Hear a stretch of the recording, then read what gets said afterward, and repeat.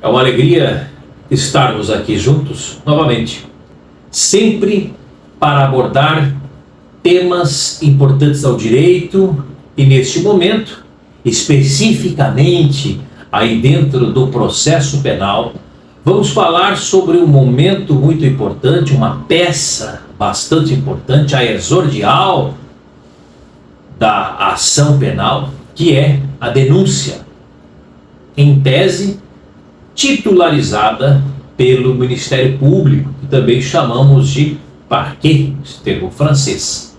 Ministério Público, que é o advogado da sociedade.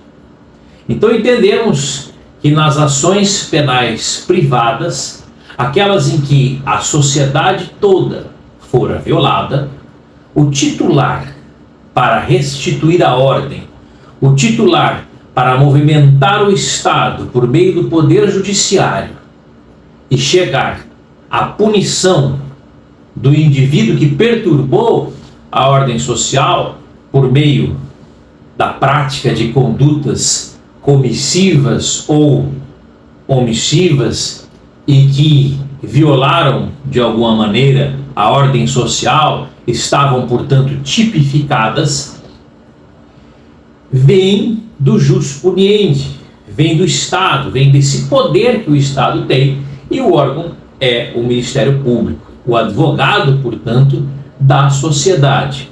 Eu falei em ação penal pública, todos sabem, mas é importante nós frisarmos e nós repetirmos que a ação penal pública é toda aquela em que, independente da vontade da vítima, o Ministério Público tem legitimidade, titularidade para ingressar com a ação penal.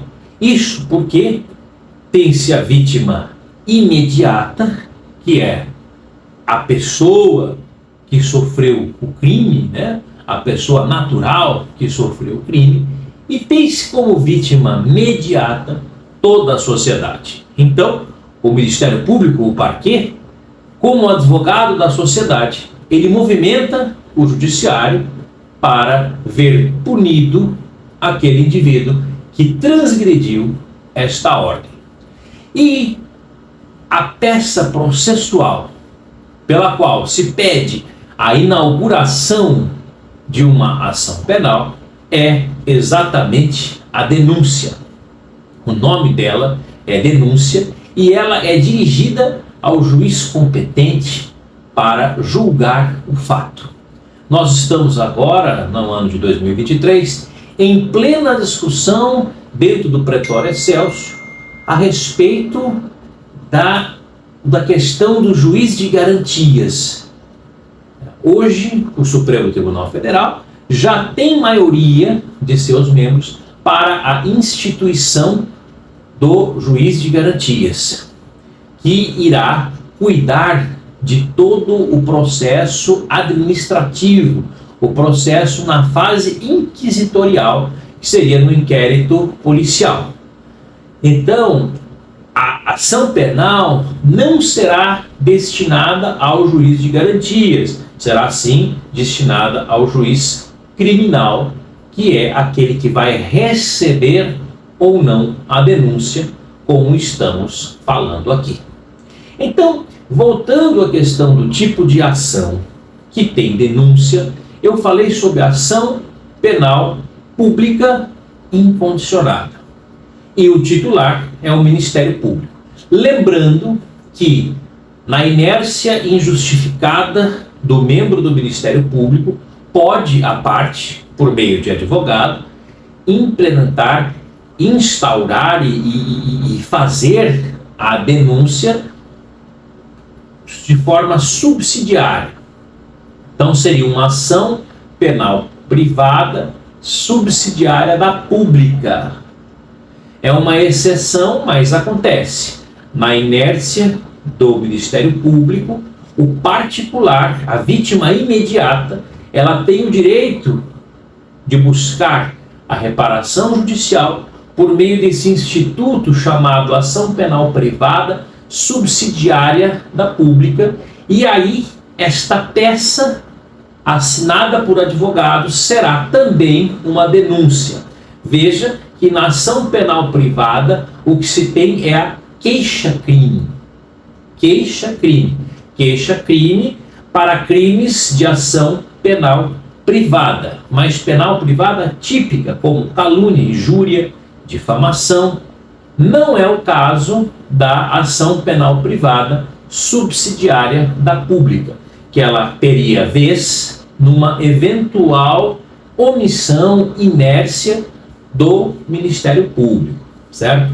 E aí teríamos, então, propriamente dita, uma denúncia.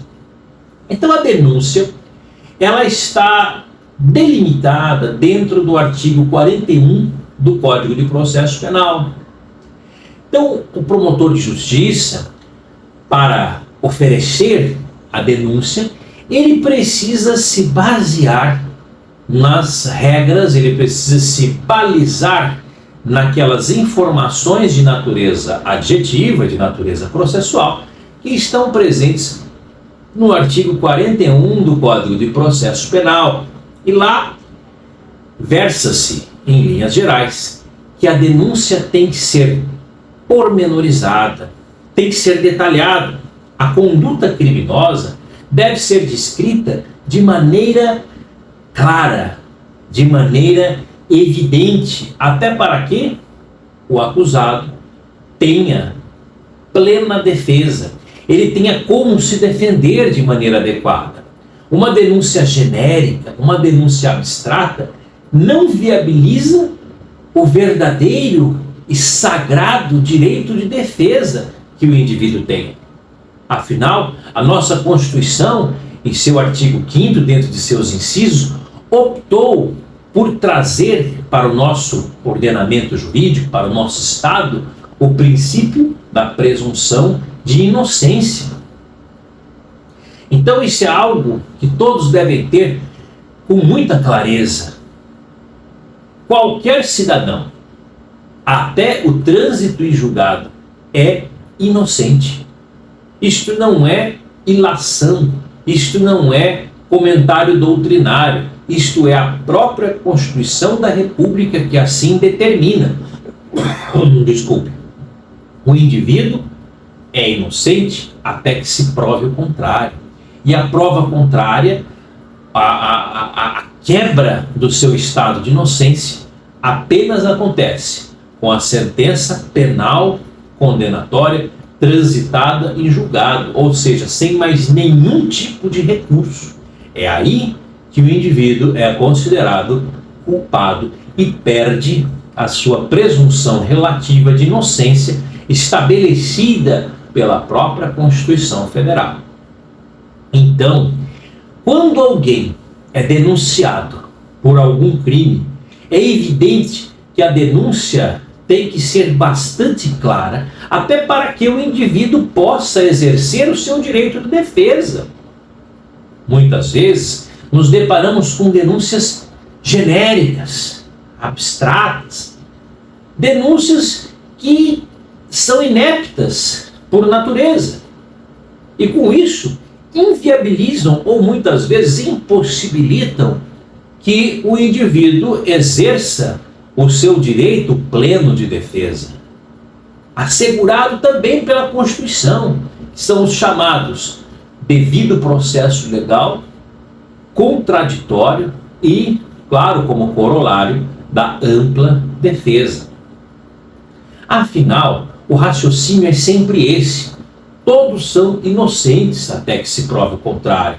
O princípio da presunção de inocência, ele é muito caro no nosso contrato social, que é a Constituição de 88. Ele é cláusula pétrea, está no artigo 5º.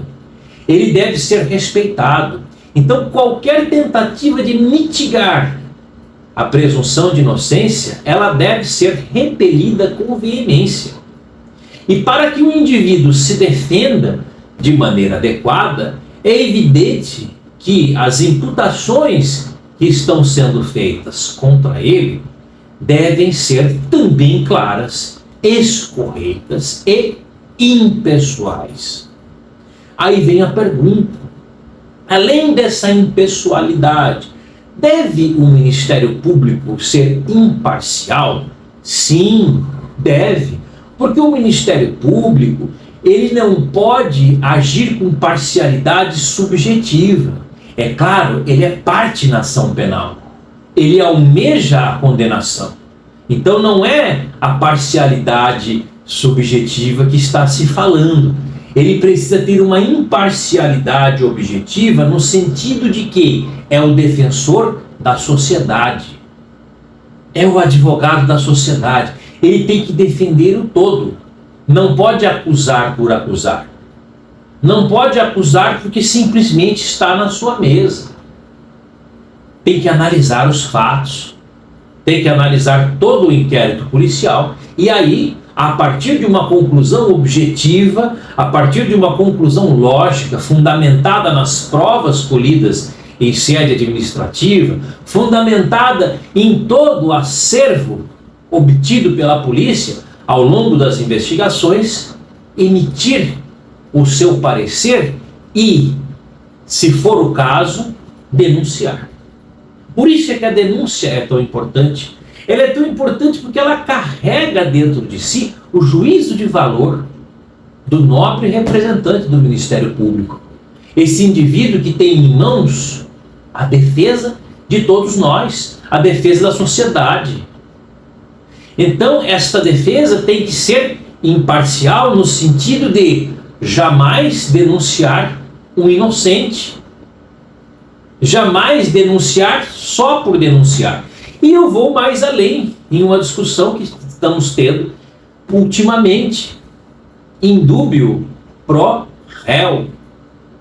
Esta ficção jurídica, diga-se de passagem absurda, que só existe no Brasil, que é o indúbio pró sociedade, né? Na dúvida denuncia, ela fere todos os princípios da nossa Constituição e até mesmo do nosso Código de Processo Penal.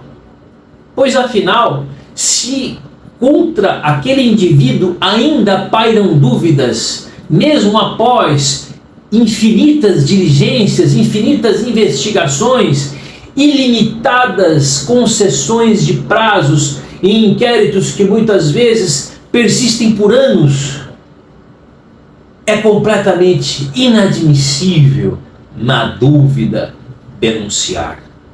Porque o próprio processo penal, por ser algo penoso, por ser algo difícil para que o indivíduo enfrente, já é uma modalidade de punição, em que pese na teoria, em que pese no arcabouço das garantias ser uma oportunidade de defesa. Então defendemos com veemência que, na dúvida, o membro do Ministério Público não deve oferecer a denúncia. Indúbio pro réu sempre, e não apenas na sentença, como ainda, infelizmente, é muito praticado dentro dos tribunais brasileiros. Mas é algo que já está mudando, com inclusive decisão e aval nítido do Supremo Tribunal Federal, no qual tivemos recentemente decisão em que é vergastado esse instituto do indúbio pró sociedade. Então, vencida essa análise feita aí pelo membro do Ministério Público, ele vai encaminhar ao juiz, respeitando o artigo 41 do Código de Processo Penal, a denúncia, pedindo para que se instaure uma ação penal. Aí sim será instaurada a ação penal, com a recepção da denúncia, e contra o indivíduo acusado apliquem-se as penas previstas no Código Penal, de acordo com a conduta tipificada que ele praticou dentro do universo aí da antijuridicidade, né? Claro que quando eu falo universo da antijuridicidade, eu estou dizendo que o indivíduo, quando penetra a ilicitude, primeiro ele está em um âmbito civil, para depois chegar no criminal, que é a última ratio. Então, casos como legítima defesa, exercício regular do direito, estrito cumprimento do dever legal, estado de necessidade, ou outros que excluem a culpabilidade, a inimputabilidade, inexigibilidade de conduta adversa, entre outras situações que excluem a antijuridicidade da conduta do agente, devem ser claramente observadas e não oferecida a denúncia em casos que estejam assim acobertados. Então, naturalmente, quando o indivíduo viola o ordenamento jurídico e penetra todas as camadas até chegar na última, que é a criminal, pense a denúncia formada, na qual estarão descritos os fatos, narrados de forma clara e escorrente e atribuída uma tipificação legal, a qual será ou não seguida pelo juiz. Uma vez protocolizada a denúncia por parte do Ministério Público, o juiz irá informar aquele cidadão que existe contra ele esta denúncia. O juiz vai receber esta denúncia em ato complexo, subdividido em duas ações. A primeira, como substancia na recepção simples, com uma análise mais veloz dos requisitos básicos da denúncia, e a segunda, quando o magistrado irá ratificar a denúncia recebida. Mas essa ratificação ocorrerá apenas após a chamada resposta à acusação, na qual a defesa será ouvida e terá prazo de 10 dias para se justificar, para apresentar situações que encaminhem ou para uma necessária discussão de mérito, e aí sim se tem o início oficial da persecução penal, a ação penal, ou elementos que demonstrem uma situação de absolvição sumária porque não houve discussão de mérito. Então é neste momento, nesta segunda fase, nesse segundo ato de análise da denúncia, é que se vai discutir se o caso merece adentrar ao mérito ou não. Se ele se ele precisa da dilação probatória e assim discutir-se o seu mérito, ou se já pode ser resolvido de imediato, Seria um caso de absolvição sumária, ou se será necessário produção de provas para que as alegações do acusado sejam de fato levadas a efeito. E é nesse momento, quando o juiz faz essa análise no segundo ato, se ele ratificar a recepção da denúncia, mesmo após os argumentos iniciais do acusado, o indivíduo que é acusado, denunciado, ele passa a se tornar réu. O que, na verdade, é apenas uma terminologia. É uma terminologia com aparência de pejorativa, mas é apenas uma terminologia. Já que, falamos isso no início dessa discussão de hoje. O indivíduo é inocente até que contra ele pese uma decisão judicial transitada em julgado. Apenas a coisa julgada faz ruir o princípio da presunção de inocência. Nenhum outro instituto, nem recepção da denúncia, nem condenação em primeira instância, nem condenação em segunda instância, nada disso estabelece a culpabilidade de uma pessoa. O indivíduo apenas é culpado após o trânsito em julgado. Porque se ele tem direito a recurso, quer dizer que aquela decisão pode ser modificada. E nós já tivemos casos na história e na literatura do Brasil em que decisões que percorreram várias instâncias foram completamente anuladas no Supremo Tribunal Federal, e alguém que era considerado culpado todo esse tempo, muitas vezes até apontado como culpado, sempre foi inocente, porque nunca perdeu a presunção de inocência nos termos da Constituição Federal, e depois for assim o reconhecido pelo próprio Pretório Excelso. Então, dentro daquela linha que nós estávamos discutindo, recebida de forma precária a denúncia, o juiz intima e cita, o acusado para apresentar a sua resposta à acusação. Resposta à acusação no prazo de 10 dias. Artigo 396, 396-A e seguintes do Código de Processo Penal. Nesta resposta à acusação, o indivíduo pode ou dizer ou apresentar uma questão tão clara que ensejaria sua absolvição sumária, por exemplo, uma inépcia da denúncia ou uma nítida excludente de antijuridicidade ou atipicidade da conduta ou algo do gênero, ou ele pode optar por discutir o mérito e provar a sua inocência no mérito da ação por meio da instrução probatória, juntando provas aí e contra-argumentando as afirmações do Ministério Público. Lembrando, que cabe provar ao Ministério Público. O ônus probatório é de quem acusa. Por isso é que a defesa também sempre fala por último.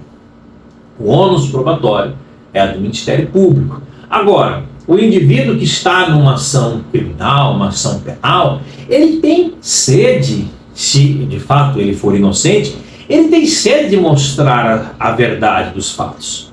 Diferente da esfera civil, em que se vislumbra o panorama da verdade formal, que é aquela que está dentro dos autos e que se consegue provar, na seara criminal, nós estamos diante do princípio pela busca da verdade real. E a busca pela verdade real faculta às partes um leque muito maior de provas, justamente para que se tenha a verdade real dos fatos, para que se chegue à verdade do que de fato aconteceu nos momentos narrados na denúncia e que se chegue a um veredito justo. Afinal, o que está em jogo, o que está em debate, é a liberdade de uma pessoa. Um dos mais importantes e mais caros direitos assegurados por nossa Constituição. É justamente por isso que, quando falamos em denúncia, nós temos que dizer que a denúncia deve ser clara, que a denúncia deve ser escorreita, até para que a defesa possa rebater ponto por ponto aquilo que foi o indivíduo acusado. Então é muito importante que os senhores, quando estiverem com os seus clientes diante de uma situação dessa, saibam analisar todos os pontos fáticos lançados na denúncia para que eles sejam rechaçados milimetricamente, ou na resposta à acusação, se for algo que não toque no mérito, ou na própria instrução, em que o mérito será discutido e as provas serão produzidas. E assim é a oportunidade que o advogado criminalista tem de desconstruir a narrativa formada pelo Ministério Público. É claro que se o Ministério Público é o custos legis e ele acumula este papel muito honrado, que é o fiscal da lei, cabe ao advogado ser o fiscal da justiça. Cabe ao advogado fazer garantir e fazer valer todos os direitos constitucionais e legais do seu cliente, assim como as suas prerrogativas de advogado, de defensor, para que possa exercer o seu munus, exercer o seu trabalho de maneira livre, desimpedida e, sobretudo, austera. Sempre lembrando que, nos termos da Constituição Federal e do Estatuto da Advocacia, não há hierarquia entre juízes, promotores e advogados. São operadores do direito que estão sempre no mesmo lado, como sempre costumo dizer, estão no lado da busca da justiça. E a justiça, na seara criminal, é a verdade. A verdade deve prevalecer. Por isso que esse princípio é tão importante, a busca pela verdade real. E a busca pela verdade real começa em uma denúncia clara, compromissada com a verdade, obviamente, e lastreada no inquérito policial. Não se pode admitir uma denúncia sem lastro, vazia. Não se pode admitir uma denúncia que contenha elementos fora do inquérito policial. Assim como a instrução processual é para fazer demonstrar para o Estado juiz que ou aquela denúncia procede ou aquela denúncia improcede. Por isso é que no final o juiz, na sentença, diz: julgo improcedente ou procedente a denúncia. E aí, se a denúncia é improcedente, o réu é absolvido. Se a denúncia é procedente, o réu é condenado. Para aquilatarmos aí o ponto final dessa questão da denúncia, eu gostaria de discutir com vocês este ato judicial de recepção da denúncia. Como eu lhes disse, é um ato complexo que se perfaz em duas decisões. Uma decisão inicial, uma decisão com uma análise mais rápida, vamos assim dizer, apenas num formato material, se está presente ali a forma de descrever, e é o supedâneo para a citação do acusado. E a segunda decisão, que é a decisão de ratificação da denúncia e início dos trabalhos da persecução penal ou a absolvição sumária. Essa decisão, ela é muito importante. Em que pese seja uma decisão interlocutória, ela é de importância primais. É o ponto inicial. Querendo ou não, ela estabelece o início aí do ponto controvertido. É o início do mérito. Essa recepção é importantíssima. Então, esta decisão, assim como todas as outras, mas em especial essa decisão, ela precisa ser hermeticamente fundamentada. Ela tem que ser bem fundamentada. E esta necessidade de fundamentação, que é até um exercício da democracia, um exercício do Estado democrático e humanitário de direito, o indivíduo ter decisões sempre fundamentadas com relação aos seus direitos.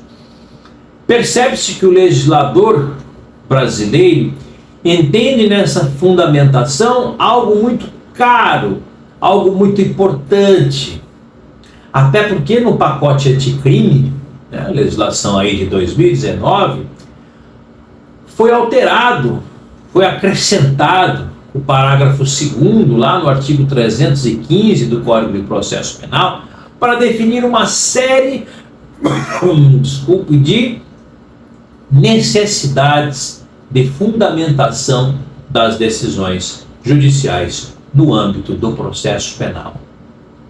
Então, se é importante que a denúncia seja correta, clara, objetiva, também mais importante, ou mais importante ainda, é essa recepção. O magistrado precisa atacar os pontos que a defesa ventilou. O magistrado precisa fundamentar de maneira também bastante clara e motivada o que o levou, de fato, a receber e ratificar a recepção daquela denúncia.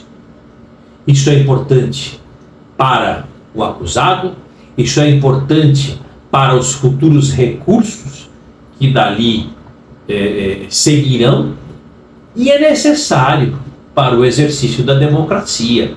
É necessário para que se ultime o devido processo legal, a ampla defesa e o contraditório.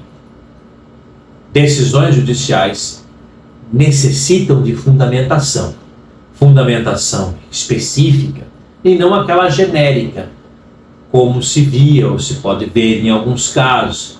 A denúncia contempla o que preconiza o artigo 41, e aí muitas vezes até fica os conectores de masculino ou feminino, ou acusado, ou entre parênteses, né, dando uma ideia de massificação. Não é o que pede a nossa legislação. Nem a nossa legislação adjetiva, que é o Código de Processo Penal, como eu lhes citei, o artigo 315 em seu parágrafo 2º, e nem a Constituição. É direito do cidadão que as decisões que lhe envolvam sejam fundamentadas e devidamente motivadas. Até para que ele tenha o direito de recorrer, o direito de se insurgir, e que estejam estabelecidos os devidos pré-questionamentos, que são tão importantes. Lembrando que o pré-questionamento é o ataque de uma matéria na primeira instância, na segunda, para que possa ser analisado em série recursal nos tribunais superiores. Obviamente, um tribunal superior não vai analisar uma decisão, um ponto originariamente. Ele precisa analisar como segundo órgão. Ele precisa analisar como órgão de recurso. Então, se algo não foi claramente decidido pelo juiz de primeira instância, temos que recorrer ao Instituto dos Embargos Aclaratórios, os embargos de declaração também, é a mesma coisa, para que aquele julgador emita a sua opinião sobre aquele ponto e assim possamos levar para as instâncias superiores. Então, basicamente, hoje nós falamos sobre a denúncia, sobre todos os detalhes que são importantes para a denúncia à luz da defesa, que é o nosso objetivo aqui, e sobre também a recepção da denúncia por parte da autoridade judicial. Fica uma reflexão importante e sempre necessária. O indivíduo apenas perde o status de inocente quando contra ele pesa uma sentença, qualquer decisão, acordo, que seja qualquer decisão condenatória transitada em julgado. Não é recepção de denúncia, não é denúncia, não é nada disso. A recepção da denúncia tem sim uma implicação processual, tem o condão de interromper o prazo prescricional, mas nem toca nem de longe a inocência do indivíduo, que apenas perde esse status quando contra ele existe uma decisão judicial transitada em julgado. Então eu agradeço a atenção de vocês, agradeço aqueles que forem fazer as suas perguntas, as suas indagações. Estamos à inteira disposição e até o próximo ponto. Até logo.